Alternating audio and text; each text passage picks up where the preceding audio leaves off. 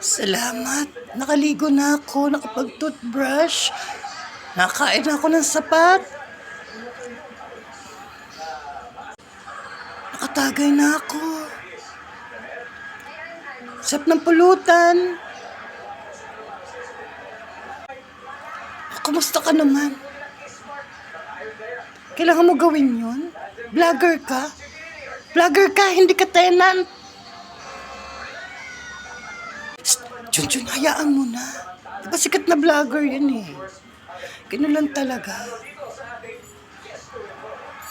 O ano nang gagawin natin ngayon? Tapos na lahat yun na. Nagampanan mo na lahat. Di-interview na kita, Shalala. Magkano mo na ibibigay mo sa akin? Nasa akin na yun. May bayad ba yun? Eh, siyempre, asikasuhin ko pa yung views mo.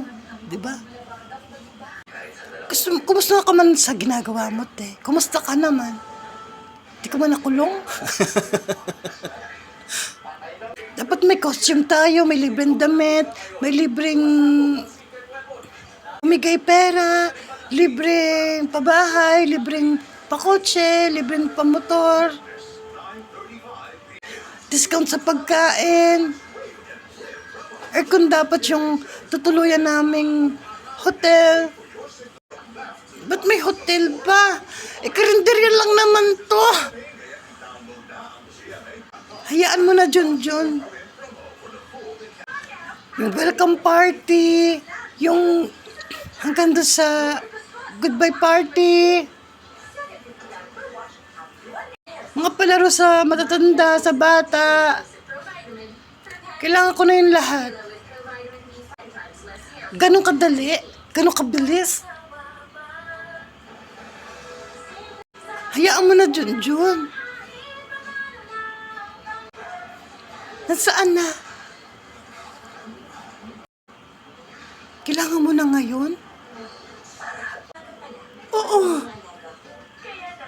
Eh, yung mga pagkain, yung mga lechon baka. Kasama yun? Hindi pa. Di pa nga kumain eh. Almusal pa lang yun. Tanghalian na. Mag-aalas 12 na. Hayaan mo na, Junjun. Sabi mo sa kanya, kakabukas lang natin. Pero, sabi mo kayo sa kanya, kay Ate Lulu na lang siya pumunta. Sabi mo, okay lang yun, nakaligo ka, nakatoothbrush ka, nakasipilyo ka. Simbaho ng hininga, laki ng hiningi.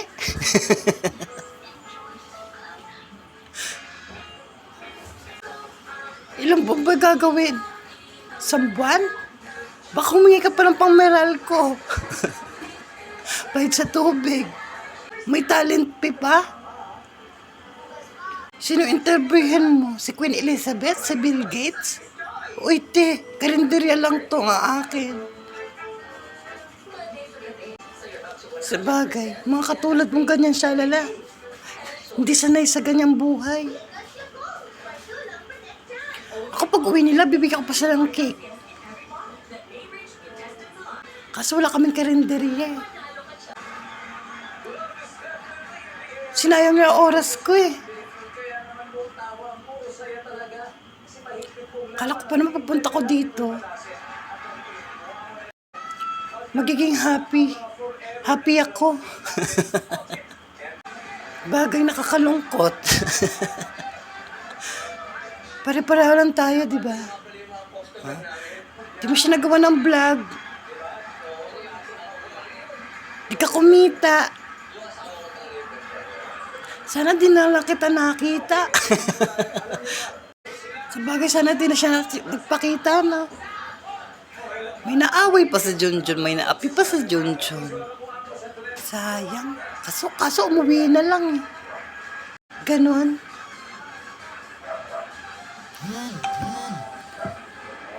Mabait naman ako eh. Libre na lang. Masaya na ba kayo?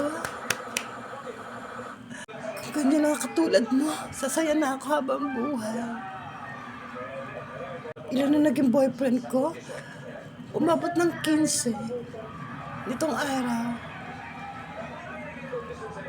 Pare-pareha kami nagtatad-tad. Naghihiwa ng carrots, pechay, repolyo. Sabay-sabay. Sabay-sabay din kami matulog. Parang wala akong nakita. Diyan naman kasi.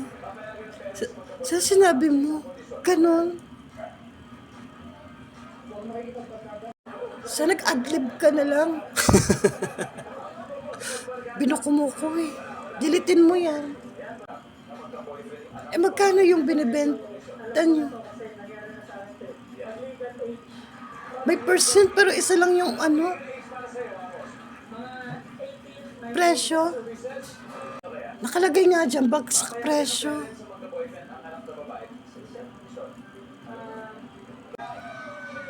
Tapos, yung presyo. Magkano lang discount? Piso? Hindi ka pa sasuklian. 99 pesos mo. 100 din. May kulang pang piso. Wala nga kaming barya. Kahit 99 pesos lang yung binibenta namin. Wala kaming barya. Malamang, 100 yung bibigay nun. Diba? Oh, may tubo pa kaming piso. Grabe mo palang karinderya mo. Buti hindi ka nalulugi. Madami naman kumakain. Pero ang ginagawa mo sa kanila, dinadaya mo sila. Nakakahiya, Junjun. Sana hindi na lang libre. Ganyan libre mo. Kung nagbayad kayo ng tama, di sana. Bonggang-bongga. Hala, na-record na. Ang dami nanonood, dami nagbabash sa'yo, shalala. Hindi mo kasi tinutulan eh. Ikaw, hala, nakakaiya, Junjun. Ano pinagsasabi sa comment? Hoy, Happy. Hindi kami nagandahan sa ginawa mo. Umasal ka ng tama. Sabi mo, libre. Papalakpak ka pa. Siyempre, ang gagawin ko, papagurin niyo lang ako dito. Nakasaya niyo pa yung oras ko. Kahit 2 piso din niyo ako binigyan.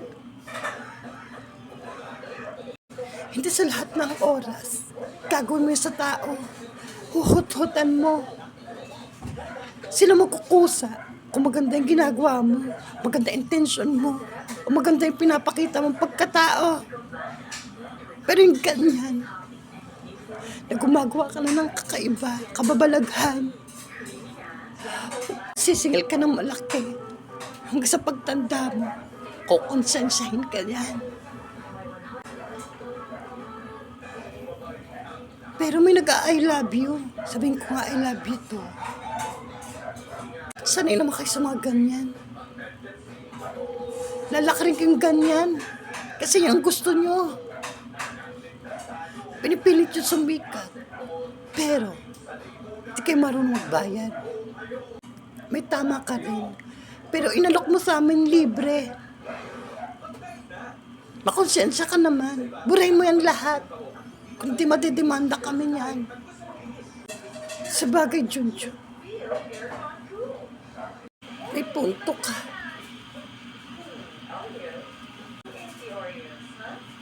Burahin mo na yan. Makonsensya ka. Sige na nga. Pero huwag niyo gagawin niyo sa akin, ha. May utang na loob naman ako. Kung may utang na loob ka, gagawin mo ng tama. Kasi sirain mo pa si siya.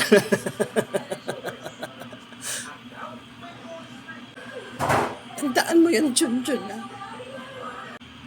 Junjun. Buburahin ko na para sa'yo siya, lala. Huwag ka nang magalit. Nanghabol ako ng taga. Tandaan yung 2 yan. Umalas ka sa karinderya ko! Alam, binabasa ko talaga nakakahiya.